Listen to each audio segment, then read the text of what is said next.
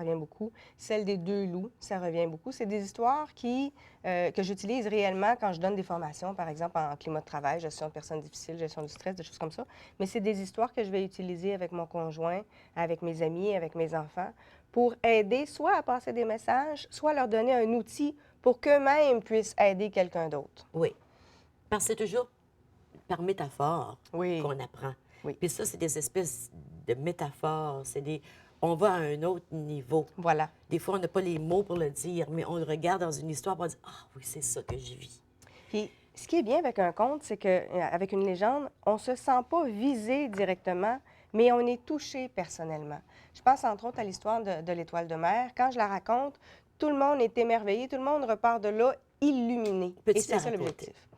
L'histoire de l'Étoile de mer, c'est l'histoire d'un samouraï qui est aussi un scientifique et qui décide de prendre sa retraite parce qu'il a bien travaillé et on le lui permet.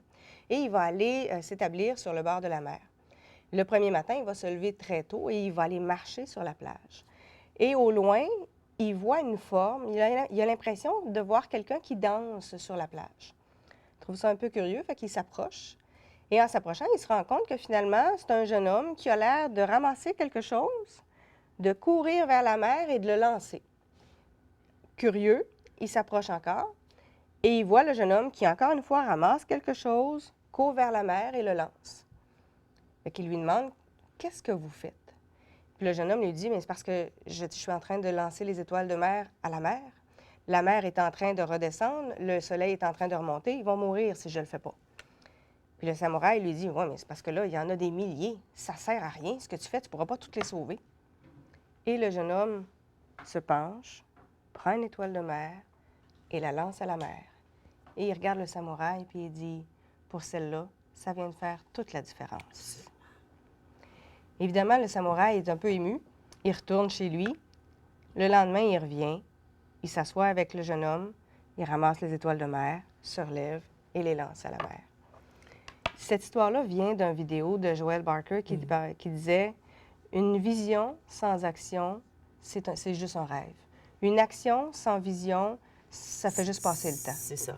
Mais une vision combinée à une action, ça peut changer le monde. » Fait que même si ça peut sembler bénin comme action, l'action qu'on vient de faire pour la personne comme telle, ça vient de faire toute une différence. Puis dans le fond, c'est la seule chose qu'on peut faire. Hein? Voilà, On ne peut pas faire plus que ce qu'il y a autour de nous. voilà.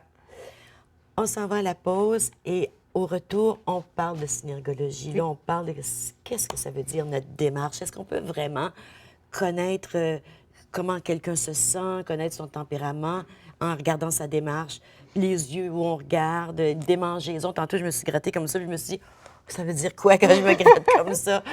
On sait qu'il y a bien des choses, puis c'est pas rien qu'un jeu, là. C'est pas, c'est vraiment, ça vient de la psychologie, de la psychiatrie, de la Oui, neurologie. Ce sont des scientifiques oui, tout à qui ont fait. analysé pendant des années, et c'est enseigné dans les universités aussi maintenant. Restez avec nous, on vient tout de suite.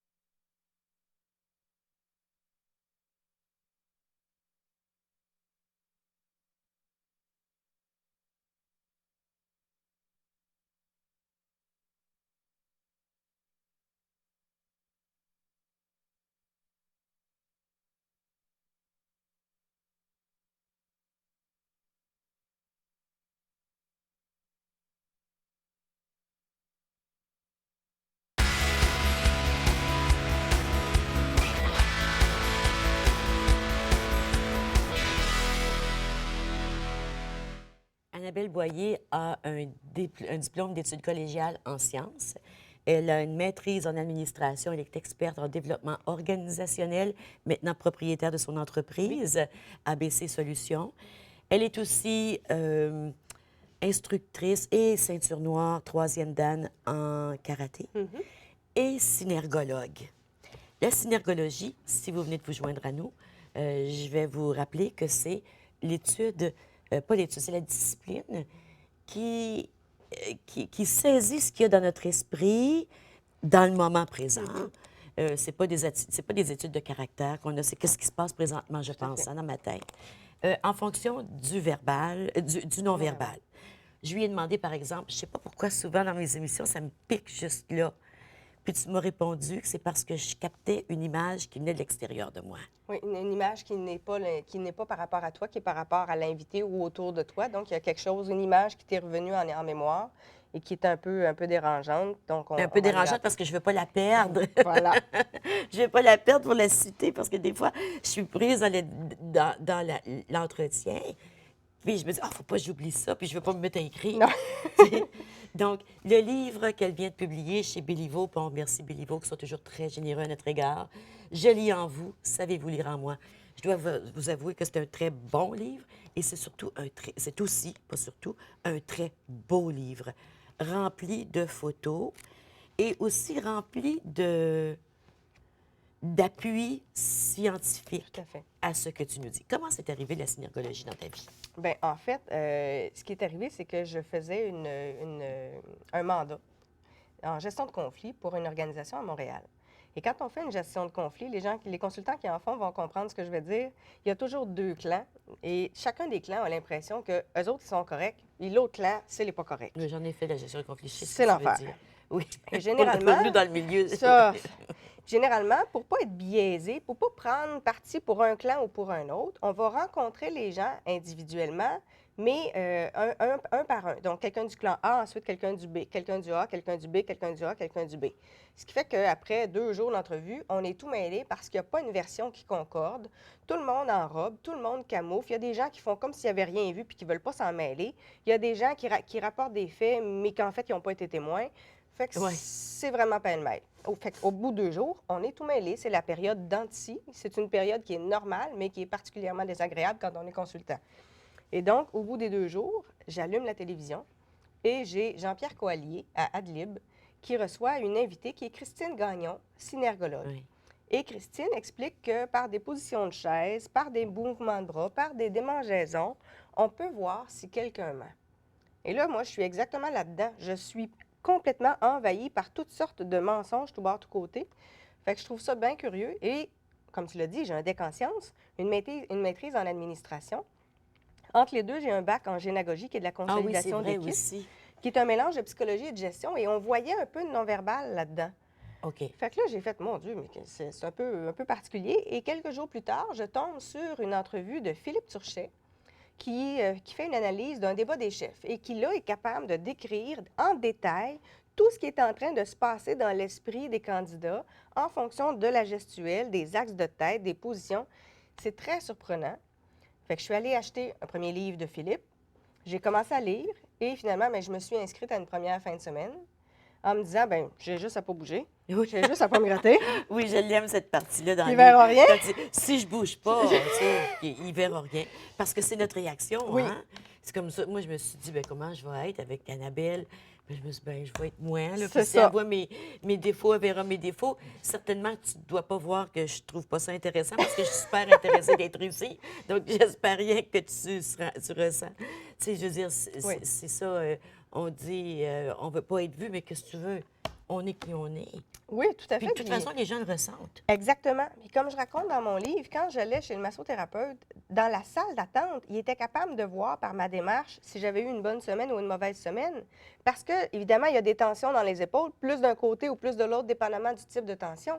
Il me voyait marcher puis il le savait. Oui. Parce que musculairement, il y a inévitablement un impact qui est lié au stress. C'est la même chose. En synergologie, c'est ça qu'on regarde. Les émotions vivent dans le corps. Tout à fait. Tout à fait. C'est pas les pensées nécessairement. Mais ça peut aussi, Ça hein? peut être les Ça peut être les pensées, ça peut être pensées. les émotions, ça peut être les pulsions. Oui. Il y a une recherche qui avait été faite dans une université aux États-Unis où on a présenté des images érotiques à des gens et évidemment, bien, on mesurait la réaction physiologique. On mesurait le rythme cardiaque, on mesurait la respiration, on mesurait la sudation, on mesurait la température, on mesurait la dilatation des pupilles. Évidemment, on s'est rendu compte qu'il y a une augmentation de toutes et une Oui. dilatation des pupilles. Mais ce qui était intéressant, c'est que les réactions physiologiques survenaient 5 minutes avant que les gens soient conscients qu'ils étaient excités. Ah oui. Donc, 5 minutes avant les gens, moi je le sais s'ils sont excités parce que je vois la dilatation de pupille. Parce que le cerveau a énormément de pensées à gérer. Oui. Évidemment, on a 60 000 pensées par jour. On s'entend qu'on Ça, j'en revenais on les pas quand j'ai verbalise vu pas toutes, ça, là. là. Non, non, on n'en est même pas conscient. La plupart, on n'en est pas conscient parce que le cerveau, quand on regarde dans un IRM, la pensée va se former, elle va franchir un certain nombre d'étapes avant de se rendre à la conscience. Mais entre-temps, le cerveau, il l'a géré. Quand on prend une décision, pour vrai, dans le cerveau, on voit que la décision, elle est prise 4 à 10 secondes avant qu'on en soit conscient. Le cerveau l'a pris, la décision. C'est juste qu'on n'est pas conscient encore.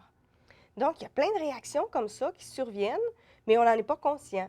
Mais le corps, lui, a réagi parce que le cerveau l'a géré, la pensée, la pulsion, l'émotion, l'état dans lequel on est. Alors, tu as étudié la synergologie pendant 3 ans. Oui, Tu es venu ajouter ça à tout ton autre bagage de connaissances et d'aptitudes, je devrais dire aussi. Euh, mais c'est pas facile, là, parce que c'est beaucoup de choses en oui. même temps. Tu peux pas te fier rien que parce que moi, j'ai fait ça comme ça ou j'ai fait ça comme ça. Dire, ah, elle est comme ça. Il faudra avoir plusieurs Oui. signes. Mais en Il fait, faut toujours que tu sois en train d'observer. je ne suis pas toujours en train d'observer, mais une chose que Philippe Turchet nous dit dès le départ. Et quand on fait une analyse, on doit tout d'abord regarder l'ensemble. C'est ce qu'il appelle la statue. Parce qu'il Oui. faut se créer une base de référence. Par exemple, il y a des gens, moi, je gesticule beaucoup. Donc, tant que je bouge, ça va bien. La minute que j'arrête de bouger complètement pour répondre à une question, là, il y a quelque chose qui est étrange parce que ce n'est OK. pas dans ma nature. Oui. Il y a des gens qui, au contraire, ne bougent pas. Ils bougent jamais. Ça ne veut pas dire que c'est des menteurs. Ils sont comme ça. Mon conjoint, quand je l'ai connu, il avait les épaules très, très surélevées tout le temps, même en vacances. Ça a pris 2 ans avant que les épaules commencent à descendre parce qu'il y avait eu trop de stress qui s'était accumulé au fil des ans. Donc, quand on fait une analyse, on doit avoir une base de référence, donc regarder l'ensemble du corps. Est-ce que la personne gesticule? Est-ce que la personne est plutôt détendue ou au contraire est plus crispée?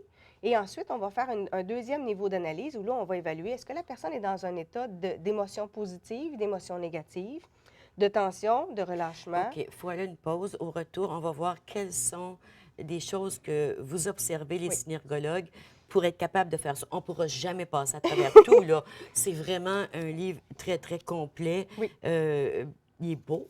Toutes les pages sont glacées. C'est rempli de photos. Je peux vous montrer, par exemple, des photos. C'est qui la personne qui a posé? C'est une de mes amies, Nathalie. Elle était très généreuse, Oui? très expressive aussi. Elle peut faire tout ce que tu lui dis. Il y a beaucoup de photos, beaucoup de tableaux. C'est un livre de référence. Oui, définitivement. Il y a toute une longue explication sur le cerveau. Oui. C'est un organe qu'on ne connaît pas très bien, mais Oui. qu'on commence à comprendre Oui. avec la percée de disciplines comme celle-ci. Tout à fait. On s'en va à la pause, on revient tout de suite.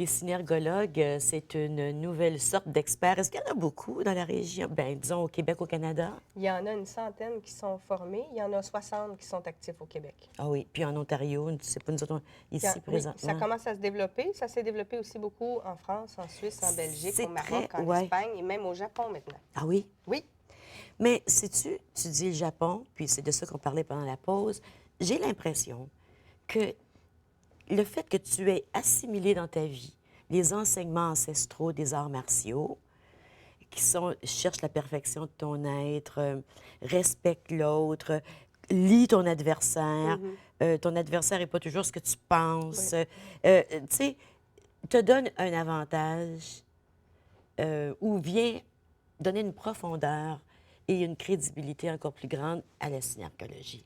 Je dirais que c'est bien résumé dans le sens où c'est sûr que dans les arts martiaux, on doit évidemment toujours se perfectionner, toujours s'améliorer. Et au karaté, si on arrête de pratiquer, on ne vaut plus le niveau que l'on avait. En synergologie, c'est la même chose. Si on arrête d'observer, si on arrête d'étudier, on en perd. Et c'est sûr que par les arts martiaux, j'ai appris justement à respecter mon partenaire d'entraînement Et à l'observer, et à l'observer absorber beaucoup. chaque mouvement. Voilà, ça a été très C'est utile. comme intuitif. Là, Tout à fait. j'ai l'impression que ça met des mots sur des choses Voilà. que les personnes ou ça fait un système.